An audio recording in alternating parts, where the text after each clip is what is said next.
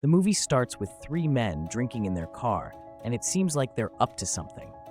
Next, they head to a fancy restaurant, appearing to look for wealthy older women. One of them approaches a group of women and starts flirting. They seem to like him, so they order vodka. His friend calls and tells him the girl on the left is the super rich one, and then hangs up. He later goes to another woman who is drinking alone and starts flirting with her. They take a few shots together. The next day, the friends are in the car talking about the previous night. One of them says, "We took too many shots and ended up sleeping together." As he's saying that, their car is hit from behind. They step out and begin arguing with the woman who hit them. She is aggressive, even though it's clearly their fault. Still, they take her number. The woman then goes to a meeting. She appears to be a businesswoman. That evening, she returns home to her son, who tells her he misses his dad, which saddens her. The next day, we see the man with the rich woman he met at the restaurant. It looks like they spent the night together. He gets a call from his friend. They talk nonsense, and he hangs up. The woman asks what's wrong, and he replies, "I'm trying to buy this real estate, but I'm short $360,000. She says, "Don't worry, I'll give it to you," and he responds, "Thanks, baby." Later, while the friends are playing around, one asks for the number of the woman who hit their car. The friend gives it to him and mentions, "I think she's a contractor. She owns real estate." He calls her and says, "Hey, it's me, the guy whose car you hit." She replies, "Oh, I almost forgot. I'll let my assistant know," then hangs up on him, making him angry. He goes to her office and asks if she's there. Her assistant says she's in meetings all day.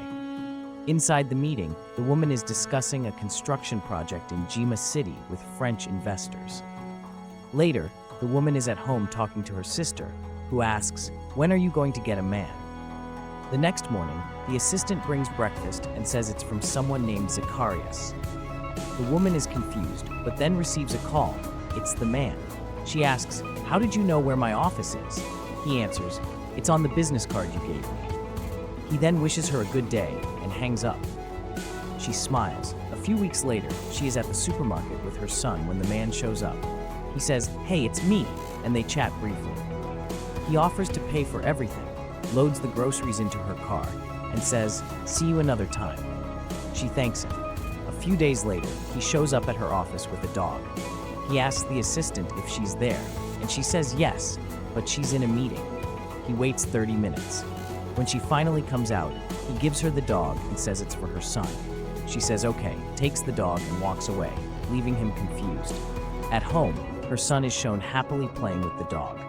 The next day, he visits her office again, pretending to talk on the phone like a businessman. She invites him to sit and asks what he does for a living. He says he's a merchant. They chat for a bit, and at the end he says, "When are you going to invite me for dinner?" She laughs and replies, "I'll call you when I'm not busy." That night, he calls her and says, "Hey, how are you?" She says, "Are you really calling me this late?" He says, "Yes, because this is when you're not busy."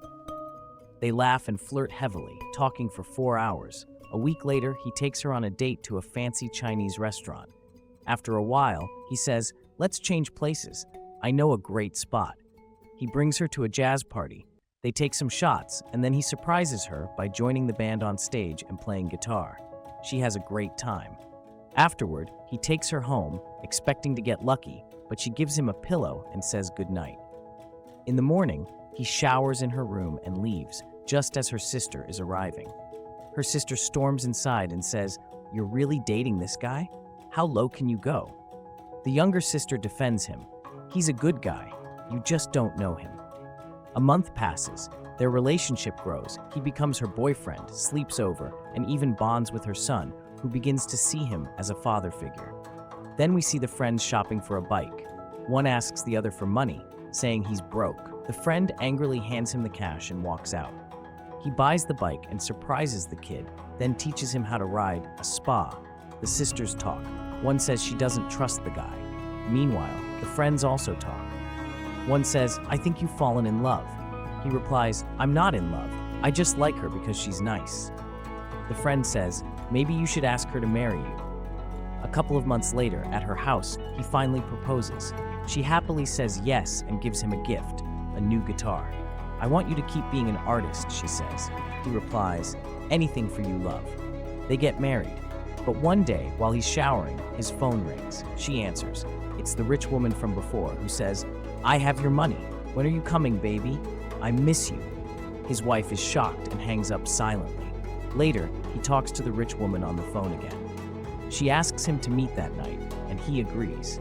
That evening, while he's playing with the kid, his wife returns home and asks if the child has done his homework. He says no. She yells at him, and the husband intervenes, telling her not to shout. She snaps, "Don't tell me how to raise my kid." They argue. He storms out and goes to the rich woman. They sleep together. She tells him, "You're the best I ever had," gives him money, kisses him, and he leaves. The next night, his wife invites him to a restaurant. She calmly asks, "How much do you need?" He's confused. She takes out a checkbook and says, "Just tell me the amount." He asks what she needs. She says, "I know everything. I want a divorce." He tells her he loves her and didn't marry her for her money. She replies, "I don't trust you anymore. Get your lawyer." She walks away. Weeks pass. He's full of regret, depressed, and constantly thinking about her. Eventually, we see them in court. The lawyers speak and the divorce is finalized. He says, "I don't want anything from her." A few months later, now it's the woman who's constantly thinking about him. She's sad and depressed. One day at the zoo, her son runs off and suddenly hugs someone. It's him. He walks up to her and sincerely apologizes in front of her son. They talk for a moment, and she finally forgives him. The movie ends with them hugging.